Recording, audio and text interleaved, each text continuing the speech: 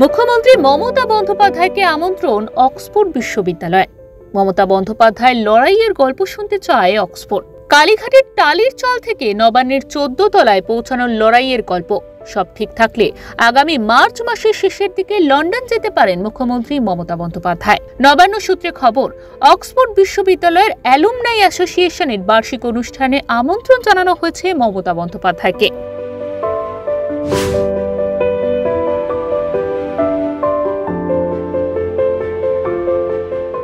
কংগ্রেস থেকে বেরিয়ে তৃণমূল কংগ্রেস নামে নতুন দল তৈরি। বাংলায় দীর্ঘ 34 বছরের বাম শাসনকে সরিয়ে বাংলার মসনদে বসেন মমতা। বুদ্ধদেব ভট্টাচার্যকে সরিয়ে 2011 সালে প্রথম মহাকরণের অলিন্দে পা রাখেন মমতা বন্দ্যোপাধ্যায়। এই লড়াইয়ের পথ কেমন ছিল শুনতে চায় অক্সফোর্ড। জানা গিয়েছে, আগামী 24 থেকে 26 মার্চের মধ্যে লন্ডনে অক্সফোর্ড বিশ্ববিদ্যালয়ে ভাষণ দিতে পারেন মুখ্যমন্ত্রী। বলাই বাহুল্য, ভারতের খুব কম রাজনৈতিক ব্যক্তিত্ব এমন সুযোগ পেয়েছেন। জানা গিয়েছে, গত বছর জুন মাসে অক্সফোর্ড বিশ্ববিদ্যালয়ে যাওয়ার কথা ছিল মুখ্যমন্ত্রীর, তবে ব্যস্ততার কারণে তিনি যেতে পারেননি। তবে সব ঠিক থাকলে মুখ্যমন্ত্রী অক্সফোর্ড বিশ্ববিদ্যালয়ের অ্যালুমনাই অ্যাসোসিয়েশনের আমন্ত্রণে সাড়া দিয়ে লন্ডন যেতে পারেন বলে এখনো পর্যন্ত নিশ্চিত।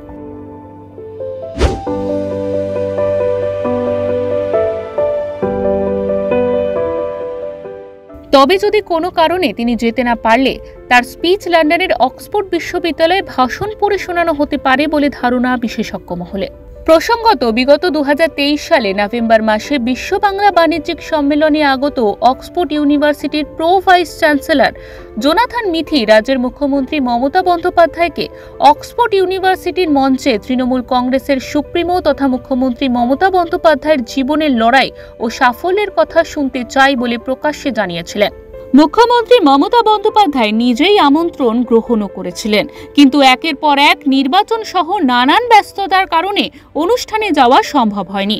তবে এবার 2025 সালে কি এই লন্ডন অক্সফোর্ড ইউনিভার্সিটির মঞ্চে ভাষণ দেওয়ার সৌভাগ্য পূরণ হবে? সেই প্রশ্নই এখন ঘোরাফেরা করছে অভিজ্ঞ মহলে। ব্যুরো রিপোর্ট, ওঙ্কার বাংলা।